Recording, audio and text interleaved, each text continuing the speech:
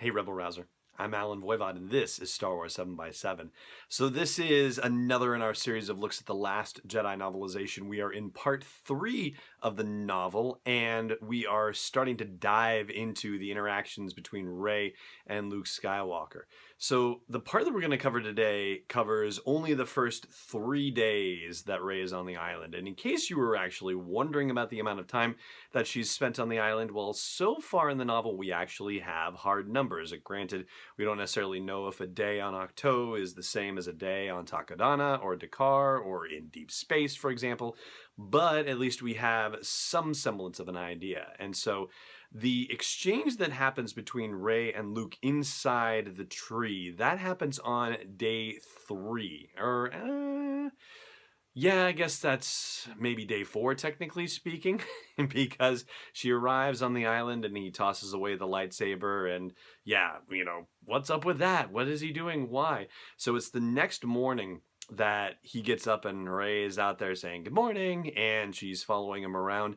And that's when we get the description of him going to the Thalasirens, which are described as sea sows in the book, and getting his green milk, which is silly until suddenly it's a little unsettling. And there's a great line from Rey in this where she says, "Is this something where you're pretending to ignore me, but you're really teaching me lessons secretly?" And he says, "It is not." And I love that kind of idea. It's actually almost a bit of a Karate Kid-like idea, the whole, clean the fence and, wax the floor and so on and so forth. And I thought that was a rather neat little thing that Jason Fry added into the novel. And then the big event on day 2 is the spearfishing business. And, Luke says that he's not using the Force. Rey actually asks him outright, "Did you use the Force to do that?" And he says no. And, it does actually raise a bit of a question. If he's closed himself off from the Force, that would, in theory, mean that he can't use the Force, right? But that takes some serious talent. So how long has he been on that island where he can use this giant spear that is just so incredibly long and spear a fish from, hundreds of feet up, something like that, without using the Force? I mean, there is that whole Legends of Luke Skywalker thing where he went to that other island and, learned spear fishing with the folks on that island. But yeah, I don't know how it's not the Force or if he's just lying to her and saying he's not using the Force. But then again, even if he is lying, then how is he remaining quote unquote closed off from the Force and not still using it somehow for a stunt as rather remarkable as that? And it isn't until day 3, the third full day that she's spending on the island, that something actually happens. It's the scene where we see her, walking up the hill in the rain, following Luke, and just to hear something else other than the sounds of the island, she starts telling him her life story, just how she was scavenging on Jakku and eventually to how she came across BB-8 and the whole story of The Force Awakens. And she's doing it not necessarily to get through to him, just to at least to hear something else other than the sound of the wind on the island, but also thinking that if nothing else, then maybe she could also be possibly annoying him, which at this point is something that brings its own satisfaction. And it's then when she hears what is described as a sweet sound calling to her, and she turns around and heads in the other direction, and it is the tree where all the Jedi texts are being housed. Although it isn't made clear what it is actually that's making the sound. Is it the tree? Is it the books? The books themselves, when she sees them, even though they're lit by a crack in the tree, she says that it seems like there's a faint glow about them, or the narrative of the book says that there's a faint glow and that there's almost a thrumming in the air, that she can feel the energy in there. And eventually when the books are open themselves, that she can't read any of them, but they seem to be filled with their own power. And Luke actually tells us the names of a couple of these books. One of them is called the Ramagon, and another is called the Ionomica. Now, here we go.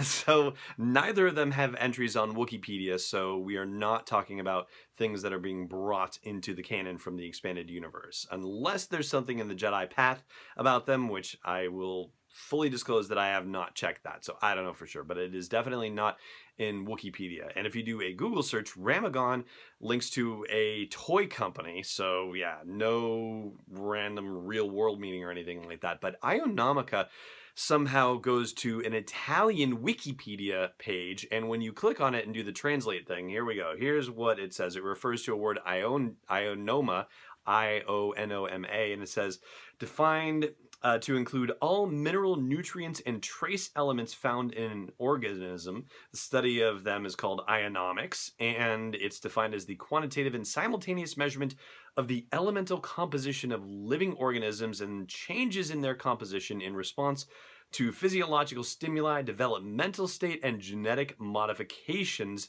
In other words, the understanding of physiological and genetic connections between an element and its absorption, transport, and accumulation within an organism, generally plants, though the analysis of different genotypes of the species of interest exposed to perturbations of the environment. And so when you throw on the ICA, then you're talking about a collection of things or a book of these things. So it's basically the book of the study of all the different elements of things within an organism.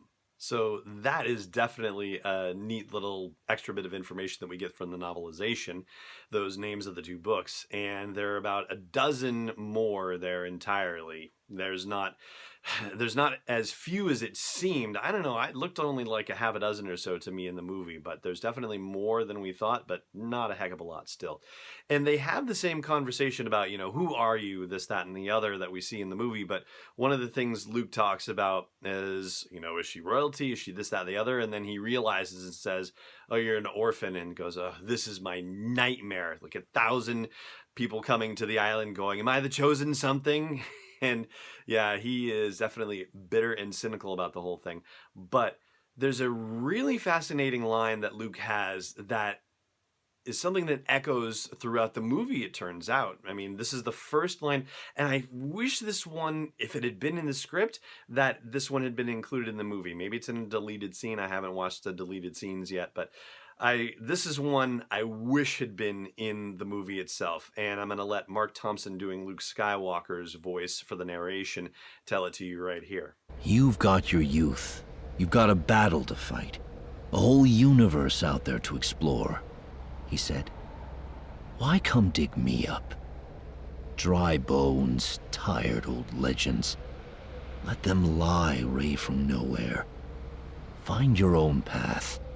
Isn't that wild? I mean, you think about Kylo Ren's whole let the past die, kill it if you have to thing, and now we're getting that echoed by Luke Skywalker, but we're not really getting it echoed because we're getting it from Luke Skywalker first in the whole story of The Last Jedi. So then when she hears it from Kylo Ren, then it has additional resonance and meaning, and it makes the whole thing even more complex. So I'm really curious to find out if that is something that was a Jason Fry addition to the novelization, or if that's something that was already in the script for The Last Jedi, and maybe it was filmed, maybe it wasn't filmed. But yeah, hopefully we can find that out for you. But for the moment, at least, that is going to do it for the meat of the podcast here.